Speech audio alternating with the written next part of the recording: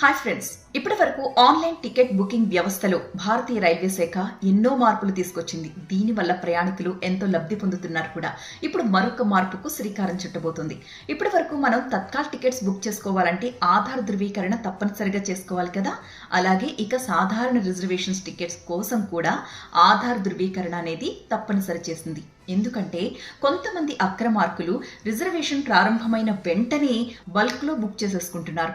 Agents through అలాగే softwares ఉపయోగించి నిజమైన ప్రయాణికులకు టికెట్లు అందుబాటులో లేకుండా పోతున్నాయి.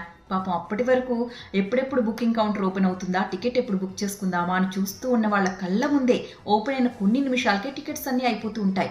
ఇవి వాళ్ళను చాలా తీవ్ర నిరాశకు గురి చేస్తున్నాయి. ఈ నేపథ్యంలోనే రైల్వే శాఖకు ఎన్నో కంప్లైంట్స్ కూడా వెళ్ళాయి. సో రైల్వే శాఖ ఏం చేస్తుంది అంటే, ఇప్పుడు రిజర్వేషన్ ప్రారంభమైన తర్వాత ఫస్ట్ 15 మినిట్స్కి ఏజెంట్స్కి నో ఎంట్రీ. ఫస్ట్ 15 మినిట్స్ నిజమైన ప్రయాణికులు మాత్రమే టికెట్స్ బుక్ చేసుకోవడానికి వీలుంటుందన్నమాట.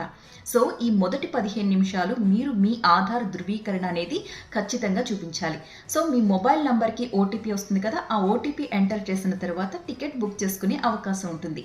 దీనివల్ల ఈ అక్రమార్కులకి ఫుల్ స్టాప్ పెట్టడమే కాకుండా నిజమైన ప్రయాణికులు తాము అనుకున్న సమయానికి ప్రయాణం చేయగలిగే వెసులుబాటు ఉంటుందన్నమాట. ఈ రకంగా మీరు ఐఆర్సీటీసీ వెబ్సైట్లోకి వెళ్ళి కానీ మీ మొబైల్ ఫోన్లో ఉన్న రైల్ యాప్లో కానీ టికెట్ని బుక్ చేసుకోవచ్చు.